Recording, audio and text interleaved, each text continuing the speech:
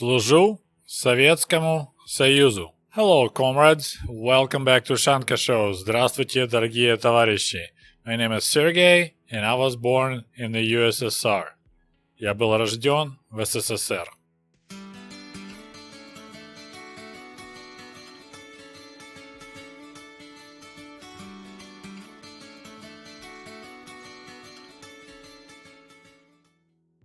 Today we're gonna take a look at some peculiar details about military service in the Soviet Union. But first of all, here's my official disclaimer. Comrades, I never served in the military. And of course, you may be a little bit surprised looking at this picture, but I want to tell you, it's not me. I mean, top left corner, that small black and white photo, it is me. But the main picture of this NATO soldier, it's not me. This picture that I show off here and there, it actually has a quite interesting history. One of my friend's father, he was a Soviet officer who subscribed to a magazine called Зарубежное военное обозрение. So it's like a foreign military review. And we loved that magazine. This magazine wasn't available in regular retail stores. It's only military personnel could subscribe to it, so we had a chance to look at it because my friend had access through his father, so we liked it a lot. It had photos and technical data of NATO tanks, NATO jets, American equipment. So that was the only source. I don't know why I found that information super interesting, but that was the only source in the Soviet Union to learn anything about military equipment in other countries. And one day my friend called me and he's like, dude, they have a picture of you in this magazine. And I'm like, what magazine? He's like, Зарубежное военное обозрение, the foreign military review. And he brought that magazine, showed me, and it's amazing. So that's my twin. The guy looks very similar to me, and they let me keep this picture, so I have it since 80s. And it's pretty cool, I think. It would be nice to find who was actually the person that picture was taken of. I apologize for that small detour, and now we're back to the topic of the military service in the Soviet Army. And our focus today will be unofficial conduct of operations in the Soviet military, so-called неуставные отношения, or some people call it dedovschchina. We're going to look at that term. Dedovshchina. It's quite an interesting term which is really hard to translate into English. The word dedovschchina comes from the word ded. Ded means grandpa, but it's also this unofficial term for the soldiers that served over a year and a half in the military. So you have a total of 2 years of military service. When you hit 1.5 years of service, you become ded, you become grandpa. And this is about relations about these older soldiers towards young green soldiers. This is dedovschchina. So when recruits, or in our case in Soviet Union draftees, when they arrive to the boot camp, uchebka, or straight into military outfit, they get a nickname Duh. Duh you can translate as a spirit or the ghost. So you like no one, you are nobody, you don't exist, you're just a spirit, so you're a duh. And since you're nobody, since you're a duh, you're gonna be treated accordingly by the older soldiers. For example, upon your arrival, quite often your personal belongings will be searched and your money will be confiscated. Any goods like foodstuffs, candy that you brought from home will be confiscated. So it's a first introduction to your new military home and to your new friends. And of course, it's illegal and criminal to take away stuff of the other soldiers, regardless if you're new arrival or not. So this is a so-called dedovschchina. This is неуставные отношения. This is relations that are not covered by the rules of conduct of the Soviet Army. Of course, such occurrences didn't happen everywhere. It depended a lot, of course, on the officers, and also depended on the soldiers. For example, ask my father, who served in the Soviet Army in the 60s. did they have cases of Dedovshchina? And he said, not really. Said we got lucky because we had a big group of Ukrainian village boys showed up in that military outfit in Baltics. So when the older soldiers, DD, were trying to harass them, they said we just we stood our grounds and didn't let them do anything to us. So in that case, my father has no stories about Dedovshchina during his military service. What I find extremely interesting is just even the way you dress, you can be recognized as a duch or ded. We'll talk about ded later. So it's almost like gangs in Chicago, other cities, the way they wear hats, pants, your head is tilted to the left or to the right. Kind of similar was in the Soviet army. Just looking at the picture of the soldier, you could tell that he is a new soldier or he is already by the end of his military service. Take a look at this cool photo taken sometimes in the 80s in East Germany, and there's two young soldiers standing next to the sign that shows NATO and USSR, and the slogan says, "Warrior, not soldier, warrior. Watch out, NATO is 200 kilometers away." Any person that served in the Soviet military, looking at that photo, could recognize right away that those two guys are the young soldiers. They're fresh, they still duchy. If you're not familiar with Dedovshchina and this unofficial code of dress of the Soviet soldier, all you could tell that they are privates. They have SACA on their shoulders, which means Soviet Army, Sovietskaya Armia, and those two little, looks like axes, it's artillery, so it's two little cannons. So these two young soldiers are from artillery outfit in Germany. But let's take a look at their belts. You see how tight belts are? It looks almost uncomfortable. This is the first sign these guys are duchy. The rule was I believe you couldn't stick more than one finger. If you can stick between the belt and your body more than two fingers, it's not tight enough. So those poor guys had to keep their belts super tight. Next clue, they buttoned up all the way. So pretty tight around the necks too. So that's another clue that these guys are duchy. And another clue, if you look at their hats, we call them pilotka. I'm not sure what is the correct word in English for that military style hat, but you see how straight it is. It's not tilted any way. They have a short haircut as well.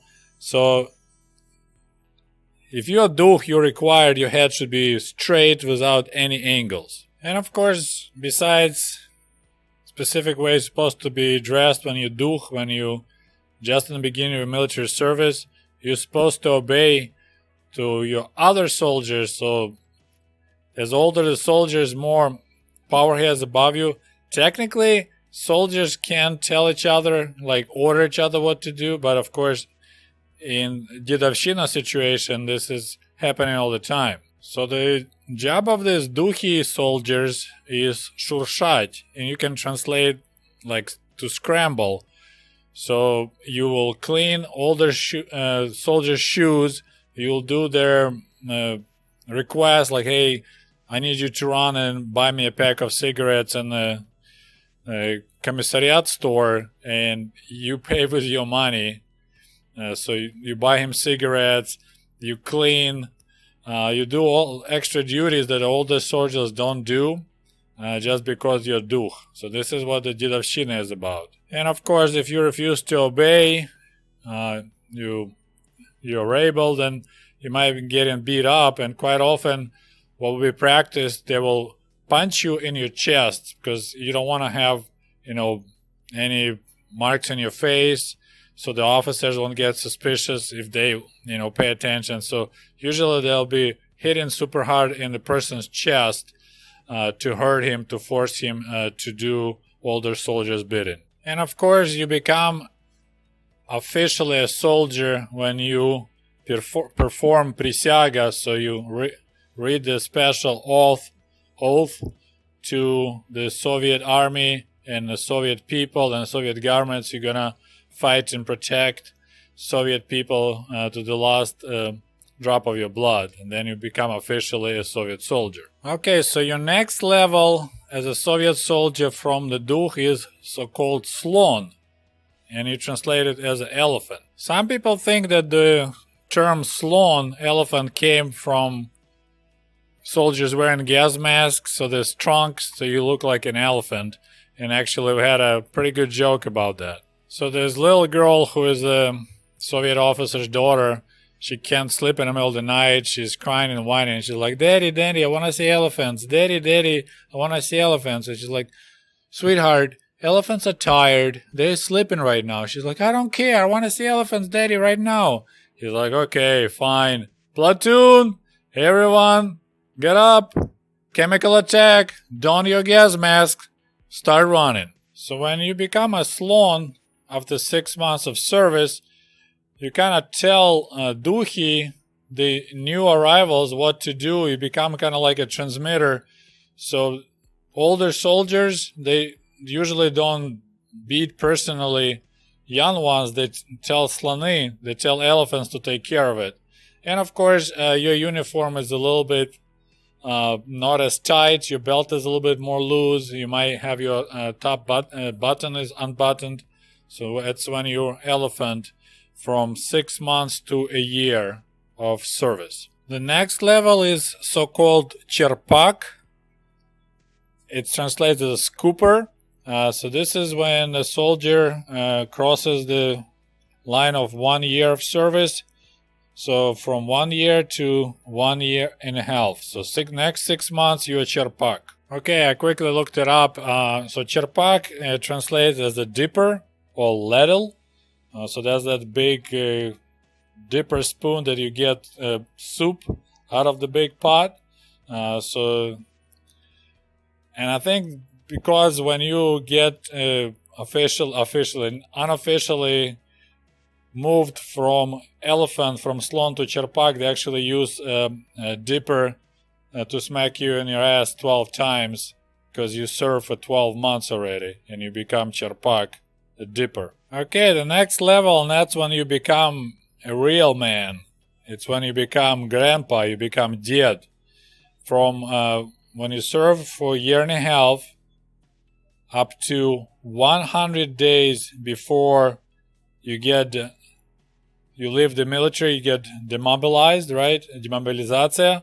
So in that period, you become ded, grandpa, and that's the term dedovschchina. So from 18 months to up to right at the 100 days before you get discharged, you are ded, you're grandpa. So when the soldier becomes ded, becomes grandpa, first thing, he will never clean again. He will never be cleaning bathrooms or sweeping floors. This is the job for ghosts, for Dukhi, or for elephants, for slony. When you're ded, when you're grandpa, no more cleaning for you. Also, there are many other perks, like you are first in line to get food. So Dede first get the food, then after them will be cherpaki, then slony, and Dukhi, the youngest, will be the last ones to get food. And of course, when you're ded, your uniform is going to look different. You're not supposed to wear a brand new uniform. It's for Dukhi. Yours should be worn, but nice and neat. And of course, belt is loose. You can let your hair grow a little bit longer. And a big deal is the way you start wearing your military hats. You really have them crazy way. So everyone see that you are ded. You're almost ready to leave the military. Of course, the grand finale of the military service in the Soviet army or fleet will be when you become dembil. From the period of 100 days, so a little bit over 3 months before your discharge order, so it's so-called 100 days before the order, 100 dней до приказа. That's when you're dembil, and you basically just take it easy. You don't do pretty much anything. You just, of course, if officers let you do it. And so all the younger soldiers do all your jobs for you, and you have different concerns now. One of the main projects for this Dembil guys will be creating so-called Dembilski album. So that's your discharge photo album. So they spend a lot of time and energy and money putting together pictures, illustrations, and other stuff that tells the story of your 2-year service in military. So Dembilski album, Dembil album is like a big deal. They really elaborate, really cool, and they spend a lot of time making them, or the young soldiers help to make them. And of course there are tons of stories about crazy stuff that these older soldiers, Dembili, force young soldiers to do for them. One called Dembilski Poezd. So this is like this guy, the Dembil guy, wants to imagine he's on a train going home. So 4 young soldiers will pick up his bed and they'll be shaking it and making it sounds like it's a train, while outside the building there'll be other young soldiers running past the window with branches. So if you look out of the window, it looks like there's a train moving because, trees are moving past the window and the bed being shaken, and those poor souls are making sounds like it's a train. Another story is like some young soldier will be in charge of providing this personalized cigarettes for every day for this 100 days before the discharge order. So he will write really carefully with tiny letters on the cigarette that this is 99 days before the discharge cigarette, 98 days. So every day there'll be a brand new cigarette with a small writing like best wishes, and you have 95 days left, for example, before you get discharged. And then of course there'll be a day when you're officially discharged from your military service. And when I was getting ready for this video and gathering information, there's a lot of people mentioned the fact that the day when I walked out of the military base and became civilian again, said that was the happiest day of my life. And he's like, I know it sounds bad, I had other happy moments like the birth of my children and so on, but he said that was pretty much the happiest day of my life, is when you're finally out of the doors and you're done with your military service. So this is a quick and dirty kind of overview of the military service in the Soviet Union, unofficial kind of way. So let's do a quick refresher. So you start as a Dukh, ghost, that's up to 6 months. Then you become Slon, elephant, from 6 months to 1 year of your service. Then next level is a Cherpak, dipper, from 1 year to 18 months. Next you become Ded, grandpa, from 18 months to 100 days before your discharge. And the final stage is 100 days before you're being discharged, you become Dembil. Well, I hope you enjoyed this video and maybe learned something new. And as always, thank you so much for everyone who supports my work with patreon.com. It's greatly appreciated. Большое спасибо.